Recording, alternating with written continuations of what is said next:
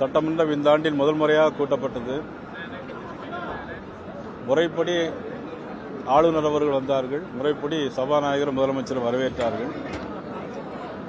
பிறகு ஆளுநர் பேசும்போது அவர்கள் அரசாங்கம் எழுதி கொடுத்ததை தான் வாசிக்க வேண்டும், இது மரபுதான். அவர்கள் முதல் 2 பத்திகளை வாசித்துவிட்டு ஏற்கனவே தமிழ் தாய் வாழ்த்தோடு நாட்டுப்பண் இசைக்க வேண்டும் என்று ஆளுநர்கள் சொல்லியிருந்தார்கள். இது கடந்த ஆண்டே ஆளுநர் அவர்கள் சபாநாயகருக்கு கடிதம் மூலம் தெரிவித்தார்கள். அதற்கு சபாநாயகர் பதில் என்னவென்று சொன்னால் அது கடைசியாக இருக்கும் என்று அவருடைய பதிலே சொல்லியிருந்தார்.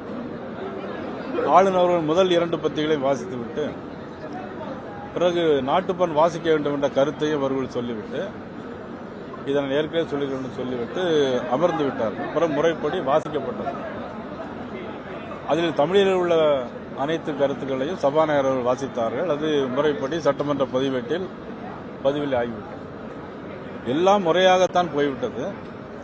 சபாநாயகர் இறுதியாக பேசும்போது பெருமளவில் எங்களுக்கு நிதி தேவைப்படுகிறது, அது நிதியை நீங்கள் வாங்கி தர வேண்டும் என்று, அதன்படி நாங்கள் முறைப்படி தான் நடத்துகிறோம் என்று சொல்லிவிட்டு இது சவேர்கர் கோட்சே வழி என்று கோட்சே இங்கே வார்த்தையை பயன்படுத்தி என்பது இதுவரையிலும் சபையில் இல்லாத மரபில் இல்லாத ஒன்றை இன்றைக்கு சபாநாயகர் புதிதாக அறிமுகப்படுத்தியிருக்கிறார்.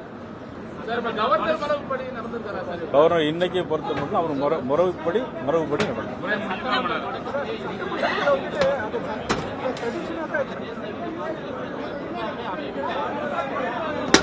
இல்ல அவர் என்னன்னா அவரு ஏற்கனவே அவர் சொன்னதை செய்யல அப்படிங்கிறதால அவருக்கு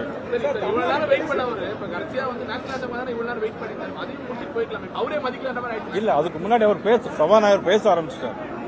அதுக்கு முன்னாடி சபாநாயகர் மரபை மீறிட்டார். அவர் எப்படின்னாக்கி எப்படி நிதி வேணும் இதெல்லாம் யாரும் பேச மாட்டாங்க. எங்களுக்கு நிதி இவ்வளவு தேவைப்படுது, நிதி வேணும். அதுக்கப்புறம் கோட்ஸே சவர்கர்லாம் பேசும்போது கவர்னர் எப்படி பேசி கேட்டுக்கிட்டு இருக்க முடியும்? அது முடியாது, அதை கேட்டுட்டு இருக்க முடியாது.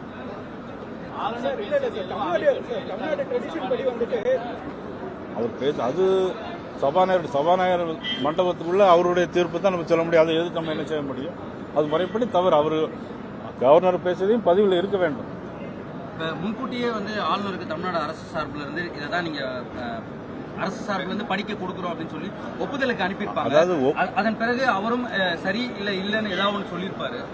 இது ரெண்டுடைய கான்வர்சேஷன் ஏதாவது உங்களுக்கு தெரிஞ்சா இல்ல என்ன முன்னாடியே ஆளுநர் வேண்டாம்னு சொன்னதை அதாவது அரசு என்ன நடந்திருக்கு? ஒரு தமிழக அரசு எந்த அரசாக இருந்தால் ஒரு அரசாங்கம் அதனுடைய திட்டங்களையும் அதனுடைய கொள்கைகளையும் அவர்கள் எழுதி கொடுப்பதை வாசிக்க வேண்டும்.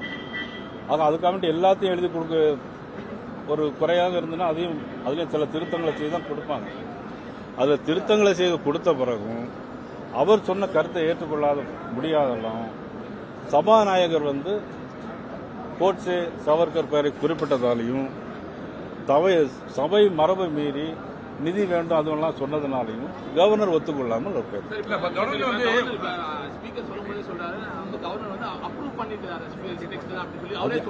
அது இருக்கட்டும். இல்ல அது இருக்கட்டும்.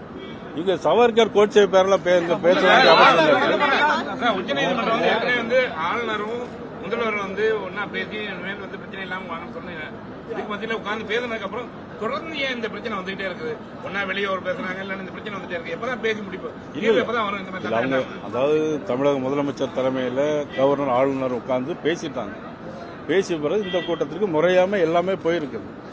போன பிறகும் கூட இன்னைக்கு அவர் சொல்லியிருக்கிற தேசிய கீதம் முதல்ல படிக்கட்டும். தமிழ் தாய் வாழ்த்து தேசிய கீதம் முதல்ல படிக்கிறதுனால ஒன்றும் தவறு இல்லையே. நாட்டுப்பண் முதல்ல படிக்கிறதுனால முதல்ல ஆரம்பிக்கும் போதே ஜனகன பாடிதான் ஆரம்பிப்போம். அதை தேசிய கீதம் படிச்சுட்டு அல்லது தமிழ் தாய் வாழ்த்து படிச்சுட்டு தேசிய கீதம் படிக்கலாம், என்ன தவறு இல்லைல்ல உங்களுக்கு?